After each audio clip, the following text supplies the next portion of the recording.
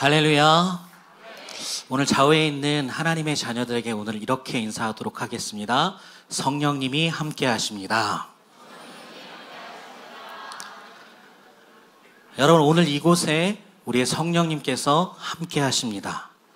그리고 그 성령님의 임재하심을 온전히 받아들이는 우리 모두가 되기를 주님의 이름으로 축복합니다. 그리고 청년부와 함께 드리는 예배에 와주신 모든 성도님들께 감사의 말씀을 드립니다. 1907년에 우리나라에는 평양 대부흥운동이라는 운동이 있었습니다. 몇몇 사람의 회개함으로 시작된 이 일로 인해서 모든 이들이 자신의 죄를 고백하며 회개하고 신분과 남녀의 차별이 없이 모든 것들 하나님 앞에 내어드리는 시간이 있었습니다. 그래서 마치 초대교회처럼 놀라운 기적의 일들이 일어납니다. 그래서 이 모습을 본 외국의 기자들이 이 현상을 말로는 설명할 수가 없어서 한국의 리바이벌이라고 이름을 지어준 것이 평양 대부흥운동이 되었던 것입니다. 그래서 백범 김구 선생님은 자신의 죄를 회개하는 이러한 기독교의 모습을 보고 사회를 위해 10개의 경찰서보다 1개의 교회를 세우는 것이 더 유익하다고까지 이야기를 했습니다. 우리나라뿐만이 아니라 유럽, 영국, 미국 등등 전 세계 부흥이라고 불리우는 모든 기독교 역사들은 바로 이 회개함에서 일어나게 됩니다. 그리고 그 회개함을 통해 성령의 역사하심으로 전 세계에 회복의 역사가 일어났던 것입니다. 그 회복의 역사를 통해서 사회가 개혁되고 모든 이들을 살리는 생명의 일들이 계속해서 지속되었던 것입니다. 오늘 말씀에 보면 제자들이 예수님께 질문을 합니다. 이스라엘의 회복이 언제냐고 말입니다. 우리 다 같이 사도행전 1장 6절 말씀을 읽어보도록 하겠습니다. 그들이 모였을 때에 예수께 여쭈어 이르되 주께서 이스라엘 나라를 회복하심이 이때니까 하니. 이 물음에 대해서 예수님은 때와 시기는 너희가 알 바가 아니라고 말씀하시면서 이런 대답을 해주십니다. 사도행전 1장 8절 말씀을 다 같이 읽어보도록 하겠습니다. 오직 성령이 너희에게 임하시면 너희가 권능을 받고 예루살렘과 온 유대와 사마리아와 땅끝까지 이르러 내 증인이 되리라 하시니라. 아멘. 예수님의 대답은 이스라엘의 회복은 오직 성령이 너희에게 임하시면이라는 대답으로 마무리가 됩니다. 무너진 이스라엘의 회복은 오직 성령이 너희에게 임하실 때에 회복될 수 있다고 예수님께서 제자들에게 분명하게 말씀해 주고 있는 것입니다. 그렇다면 성령의 임하심은 무엇입니까? 방언이 터지고 기적이 일어나고 기이한 현상들이 일어나는 것입니까? 물론 그런 일들도 일어났습니다. 그러나 그러한 기적보다 성령님이 임하셔서 분명하게 나타났던 모습들이 있습니다. 그것은 성령님이 임하시고 난 다음에 교회 공동체의 모습을 보면 분명하게 알 수 있습니다. 그 교회 공동체인 초대교회의 모습은 어떻습니까? 믿는 사람들이 다 함께 있어 모든 물건 서로 통용합니다. 그리고 재산과 소유를 팔아 각 사람의 필요에 따라 나눠줍니다. 그리고 날마다 마음을 같이하여 성전에 모이기를 힘씁니다. 그리고 하나님을 찬미하며 또 온 백성들에게 칭송을 받습니다. 온 백성들에게 칭찬을 받는다는 이야기입니다. 그리고 마지막으로 주께서 구원받은 사람을 날마다 더하게 하신다고 말씀하고 계십니다. 그리고 1세기 초대교회 이야기란 책에서 보면 교회에 처음 나왔다가 돌아가는 사람이 이렇게 이야기했다고 합니다. 초대교회에 다시 오고 싶다. 네. 처음 교회에 나왔던 사람들이 이렇게 얘기하는 거예요. 다시 교회에 오고 싶다. 성령님이 임재하신 교회 공동체의 모습을 성경에서 이야기하고 있는데 그 이 말씀 가운데 여러분들 무엇이 보이십니까? 바로 사랑입니다. 사랑이 없이는 이러한 행동을 할 수가 없기 때문에 그렇습니다. 교회 공동체 안에 모인 성도들이 예수 안에서 너무나도 뜨겁게 사랑하고 있는 것입니다. 바로 예수님께서 말씀하신 새로운 계명에 대한 모습이 분명하게 이들 가운데 나타나고 있다는 것입니다. 이 새로운 계명이 무엇입니까? 우리 요한복음 13장 34절에서 35절 말씀을 읽어보도록 하겠습니다. 새 계명을 너희에게 주노니 서로 사랑하라. 내가 너희를 사랑한 것 같이 서로 사랑하라. 너희가 서로 사랑하면 이로써 모든 사람이 너희가 내 제자인 줄 알리라. 아멘. 성령님이 임하시면 우리 안에 진정한 사랑이 회복됨을 말하고 있는 것입니다. 내 이웃을 내 몸과 같이 사랑할 수 있는 그 놀라운 일들이 일어난다는 것입니다. 그리고 서로를 사랑하는 그 놀라운 일들로 인하여 모든 사람들이 우리가 예수님의 제자인 것을 분명하게 알게 된다는 것입니다. 그것을 오늘 말씀에서도 이야기하고 있습니다. 우리 다시 한번 사도행전 1장 8절 말씀을 읽어보도록 하겠습니다. 오직 성령이 너희에게 임하시면 너희가 권능을 받고 예루살렘과 온 유대와 사마리아와 땅끝까지 이르러 내 증인이 되리라 하시니라. 아멘. 자, 그럼 여기서 오직 성령이 너희에게 임하시면 너희가 권능을 받게 되는데 그 권능은 무엇입니까? 바로 서로를 사랑하게 되는 능력이라는 것입니다. 그래서 그 서로를 사랑하는 그 능력으로 인하여 모든 세계 가운데 예수님의 증인이 될 수 있다는 것입니다. 예수님께서 우리들을 사랑하신 그 권능이 우리의 사랑으로 나타날 수 있게 된다는 것을 말씀하고 있는 것입니다. 그럼 예수님의 증인은 무엇을 가장 잘하는 사람이 되어야 될까요? 바로 사랑하는 것입니다. 예. 사랑을 제일 잘하는 사람들이 이 땅 가운데 그리스도인이 되어야 하는 것입니다. 왜요? 하나님은 사랑이시기 때문에 그렇습니다. 우리가 믿고 따르는 그 하나님이 사랑 그 본질 그 자체이시기 때문에 그렇습니다. 예수님께서는 우리에게 성령을 통한 권능을 주시는데 그 권능이 바로 서로가 서로를 사랑하는 능력이라는 것입니다. 그래서 사도 바울도 에베소의 교회 공동체에 이렇게 권면했던 것입니다. 우리 에베소서 4장 2절 3절 말씀을 읽어보도록 하겠습니다. 모든 겸손과 온유로 하고 오래 참음으로 사랑 가운데서 서로 용납하고 평안에 매는 줄로 성령이 하나 되게 하신 것을 힘써 지키라. 아멘. 성령님의 임재하심은 우리로 하여금 서로 사랑하게 하며 그 사랑 안에서 서로가 하나 되게 하는 것입니다. 그래서 그 사랑과 그 하나됨이 바로 우리 그리스도인들의 권능이 되게 하시는 거예요. 그래서 모든 사람들이 와, 저 사람은 예수님의 제자구나. 와, 예수님의 제자는 누구든지 사랑할 수 있는 사람이구나 라는 것을 알게 되는 것입니다. 교회의 예배 형식이나 전통으로 인하여 혹은 건물로 인하여 예수님의 제자가 되는 것이 아니라 예수님께서 우리를 사랑하신 것처럼 서로에 대한 어떠한 차별 없이 그 존재 자체로 서로를 사랑할 때 우리가 비로소 예수님의 제자가 되는 것입니다. 그리고 세상 사람들은 그러한 예수님의 제자를 존경하게 되어 그들이 믿는 예수님이 궁금해지고 그 예수님에 대해서 마음을 열게 된다는 것입니다. 왜 그렇게 되는 것입니까? 성령이 임재하실 때 그 성령의 열매는 바로 우리들의 성품이 변화되는 기적이기 때문에 그렇습니다. 우리 갈라디아서 5장 22절에서 23절 말씀을 읽어보도록 하겠습니다. 오직 성령의 열매는 사랑과 희락과 화평과 오래 참음과 자비와 양선과 충성과 온유와 절제니 이 같은 것을 금지할 법이 없느니라. 아멘. 사도 바울은 성령의 열매들을 9가지나 이야기하고 있습니다. 그런데 이 성령의 열매들을 한번 주의 깊게 살펴보십시오. 그 성령의 열매들은 우리들의 무엇과 관련이 있습니까? 우리들의 무엇이 변화되는 것을 이야기하고 있습니까? 그 열매들은 모두 다 우리들의 성품과 관련되어져 있는 것들입니다. 성령님의 임재하심은 우리들의 성품의 변화를 이야기하고 있다라는 것입니다. 그런데 놀랍게도 이 성품들은 서로가 서로를 사랑하려면 꼭 필요한 열매들이란 것입니다.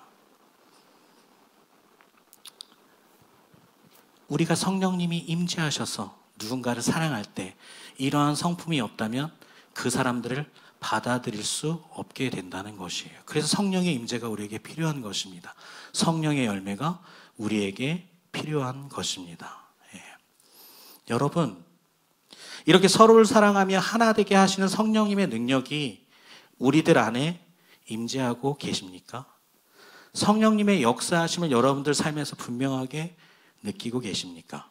여러분들의 성품의 변화를, 기적을 경험하고 계십니까? 그렇다면 우리는 이 성령의 임재하심을 어떻게 받을 수 있는 것일까요? 우리가 어떻게 해야만 이 성령님이 우리 안에 임하시게 되는 것일까요? 사도행전 2장에 보면 성령의 충만함을 받은 베드로와 제자들이 복음 사역을 다시 시작하게 됩니다. 예수님에 대한 복음을 선포하고 있는데 그 복음을 듣고 유대인들이 그동안 자신들의 죄에 대해 마음이 찔려 묻습니다. 우리 다 같이 사도행전 2장 37절 말씀을 읽어보도록 하겠습니다. 그들이 이 말을 듣고 마음에 찔려 베드로와 다른 사도들에게 물어 이르되 형제들아 우리가 어찌할꼬 하거늘. 이 물음에 베드로가 어떤 대답을 하는지 우리는 주목해 봐야 합니다. 사도행전 2장 38절 말씀입니다. 베드로가 이르되 너희가 회개하여 각각 예수 그리스도의 이름으로 세례를 받고 제사함을 받으라. 그리하면 성령의 선물을 받으리니. 성령의 선물을 받을 수 있는 조건을 베드로가 이야기해 주고 있어요. 그 조건은 무엇입니까? 회개하여라는 것입니다. 회개 가운데 성령님은 우리에게 선물로 주어주신다는 것을 이야기하고 있습니다. 내 자신이 나의 죄로 말미암아 죽을 수밖에 없는 죄인임을 회개하고 이제는 예수님을 나의 구세주로 영접하며 하나님의 말씀에 온전히 순종하겠다며 살아가겠다는 그 결단 위에 성령님은 우리에게 임재하여 주신다는 것입니다. 그렇다면 성령 충만한 사람들은 어떤 사람일까요? 네, 하나님 앞에 자신의 죄를 늘 회개하는 사람이 성령 충만한 사람입니다. 나의 죄가 얼마나 큰지를 깨닫는 사람은요, 그 주님의 사랑이 얼마나 더 큰지를 깨닫는 사람이 될 수 있으며 그 주님의 사랑으로 나의 성품이 변하는 기적을 경험하게 돼서 모든 사람들을 예수님처럼 사랑할 수 있게 되는 것입니다. 이것이 성령 충만한 사람입니다. 예수님께서 십자가에서 부활하시고 하늘로 승천하시기 전에 제자들에게 이러한 말씀을 하십니다. 우리 다 같이 사도행전 1장 4절에서 5절 말씀을 읽어보도록 하겠습니다. 사도와 함께 모이사 그들에게 분부하여 이르시되 예루살렘을 떠나지 말고 내게서 들은 바 아버지께서 약속하신 것을 기다리라. 요한은 물로 세례를 베풀었으나 너희는 몇 날이 못되어 성령으로 세례를 받으리라 하셨느니라. 아멘. 예수님께서 약속하신 성령을 어디에서 기다리라고 합니까? 예루살렘입니다. 예루살렘. 왜 예루살렘이었을까요? 예루살렘은 어떤 곳입니까? 모든 제자들이 예수님을 팔기도 하고 예수님을 부인하기도 하며 심지어 예수님을 피해 도망간 자리가 바로 예루살렘입니다. 제자들의 삶에 있어서 가장 처절하게 예수님을 모른다고 부인하며 도망갔던 자리가 예루살렘 한복판이었습니다. 근데 예수님은 그곳에서 성령을 기다리라고 말씀하고 계십니다. 왜 그럴까요? 제자들이 가장 처참하게 무너졌던 그 자리인 예루살렘에서 예수님은 다시 제자들을 회복시키시겠다는 것입니다. 여러분, 우리들의 삶 속에 있어서 가장 예수님을 모른다고 부인하며 도망하는 자리가 있습니까? 청년들, 그것이 공부의 자리입니까? 관계의 자리입니까? 물질의 자리입니까? 명예의 자리입니까? 성공의 자리입니까? 이 시간 여러분들의 마음 가운데 그 자리를 주님 앞에 내려놓고 주님 앞에 회개하기를 소망합니다. 예수님께서는 제자들에게 말씀하셨던 것처럼 오늘도 동일하게 우리들에게 그곳에서 회개하며 성령을 기다리라고 말씀하고 계십니다. 오늘 이곳에 이 시간에 성령님이 우리의 삶 가운데 동행하시기 위해 안녕 영등포교회 성도들 하며 기다리고 계십니다. 그 성령님의 인사에 우리도 성령님 기다리고 계셨군요. 안녕하세요. 저에게 임재하여 주십시오. 라고 인사해야 하지 않을까요? 오늘 말씀은 그 인사가 바로 우리가 우리의 삶의 주인 되었던 모든 자리를 주님께 드리는 그 회개의 인사가 되어야 한다는 것입니다. 그 인사 가운데 성령님은 우리의 중심 가운데 임재하셔서 우리의 모든 삶에 동행하시며 하나님의 말씀대로 하나님의 뜻대로 살아갈 수 있도록 인도하여 주신다는 것입니다. 우리가 진정으로 우리의 예루살렘에서 예수님을 모른 척하고 부인하며 도망했던 그 모든 일들을 회개하고 주님 앞에 엎드릴 때에 주님께서 주시는 그 보혜사 성령님이 우리에게 임재하시는 겁니다. 그리고 우리에게 하나님의 뜻을 가르치시고 그 하나님의 뜻을 생각나게 하실 것입니다. 우리 요한복음 14장 26절 말씀을 다 같이 읽어보도록 하겠습니다. 보혜사 곧 아버지께서 내 이름으로 보내실 성령 그가 너희에게 모든 것을 가르치고 내가 너희에게 말한 모든 것을 생각나게 하리라. 아멘. 우리에게 임하시는 성령님은요, 하나님을 사랑하고 우리가 서로를 사랑하는 것에 대한 모든 것들을 가르치실 것입니다. 그리고 하나님을 사랑하고 그 이웃을 사랑하는 모든 것들을 우리 가운데서 생각나게 하실 것입니다. 그래서 우리는 우리의 교회 공동체와 우리의 삶을 회복하는 기적을 경험하게 되는 것입니다. 예수님께서 사역을 시작하실 때 세례 요한에게 가셔서 세례를 받으십니다. 그 세례는 이제 내 삶의 주인은 내가 아니라 하나님께 드린다는 예수님의 결단이셨습니다. 그래서 세례를 신학적으로 자기 부인이라고 말합니다. 그런데 그 자기 부인의 결단을 할 때 성령님이 예수님께 임하시고 하늘로부터 이런 소리가 들립니다. 우리 다 같이 마태복음 3장 16절 17절 말씀을 읽어보도록 하겠습니다. 예수께서 세례를 받으시고 곧 물에서 올라오실새 하늘이 열리고 하나님의 성령이 비둘기같이 내려 자기 위에 임하심을 보시더니 하늘로부터 소리가 있어 말씀하시되 이는 내 사랑하는 아들이요 내 기뻐하는 자라 하시니라. 아멘. 사랑하는 영등포교회 청년부 여러분, 그리고 성도님 여러분, 자신의 삶을 내어드리며 자신을 부인하는 예수님께 하나님의 성령이 임하십니다. 그리고 하늘로부터 이런 음성이 들려지는 것입니다. 내 사랑하는 아들이요 내 기뻐하는 자라고 말입니다. 여러분, 우리도 하나님의 자녀이지 않습니까? 우리도 세례받지 않았습니까? 우리도 하나님의 자녀로서 진정으로 회개하며 우리의 삶의 주인의 자리를 예수님처럼 하나님께 드릴 때에 하나님의 성령께서 우리의 삶 가운데 임재하시고 동일하게 말씀하시는 것입니다. 뭐라고요? 내 사랑하는 자녀다, 내 기뻐하는 자녀다 라고 하나님께서 말씀하여 주시는 것입니다. 그리고 하나님께서 어떻게 하실까요? 그 사랑하는 자녀들, 그 기뻐하는 자녀들과 함께 하나님의 구원의 역사를 써내려가는 것입니다. 너와 함께 하고 싶구나, 너와 동행하고 싶구나, 너와 동역하고 싶구나, 나와 함께 하지 않을래? 하나님께서 말씀하여 주시는 것입니다. 그 구원의 계획하심은 성령님의 임재 가운데 일어나는 것입니다. 그 성령이 역사하실 때에 그 성령의 열매들이 우리의 삶에 충만하게 임재할 때에 비로소 그 예수님의 십자가의 능력이, 그 부활의 능력이 우리의 삶 가운데 임재하게 되는 것입니다. 그러한 삶을 통해 하나님께 영광을 돌릴 수 있는 것이 하나님의 나라를 세워갈 수 있는 것입니다. 오직 성령이 너희에게 임하시며 우리가 하나님의 증인으로 살아갈 수 있는 것이에요.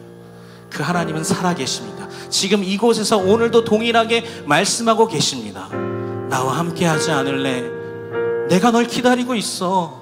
내 사랑하는 자녀야, 내 기뻐하는 자녀야, 나와 함께 해주지 않을래? 그 하나님의 음성에 응답하시는 우린 모든 영등포교회 성도님들 되시기 주님의 이름으로 축복합니다. 우리 다 같이 오늘 말씀을 생각하면서 우리 가운데 늘 역사하시는 성령님의 임재를 간구하는 찬양을 올려드리도록 하겠습니다.